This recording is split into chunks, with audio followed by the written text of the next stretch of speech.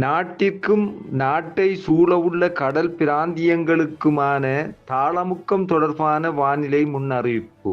வங்காள விரிகுடாவின் தென்கிழக்கு பகுதியில் அடுத்து வரும் 24 மணித்தியாலங்களில் தாளமுக்க பிரதேசம் ஒன்று உருவாகின்றது. இது மேலும் தீவிரமடைவதுடன் மேற்கு வடமேற்கு திசையினூடாக நகர்ந்து தொடர்ந்து வரும் 2 தினங்களில் இலங்கையின் வடபகுதியை அண்மித்ததாக பயணம் செய்து தமிழ்நாட்டு கரையை சென்றடையும் என எதிர்பார்க்கப்படுகின்றது. காங்கேசன்துறை தொடக்கம் திருகோணமலை மட்டக்களப்பு ஊடாக பொத்துவில் வரையான ஆழமான மற்றும் ஆழமற்ற கடற்பிராந்தியங்களில் காற்றின் வேகம் மணித்தியாலத்துக்கு 50 முதல் 60 கிலோமீட்டரிலும் கூடிய வேகத்தில் அதிகரித்து வீசக்கூடும். இதேவேளை இக்கடல் பிராந்தியங்கள் கொந்தளிப்பாகவும் காணப்படும். இக்கடல் பிராந்தியங்களின் சில இடங்களில் இடியுடன் கூடிய மிக பலத்த மழை பெய்யக்கூடும்.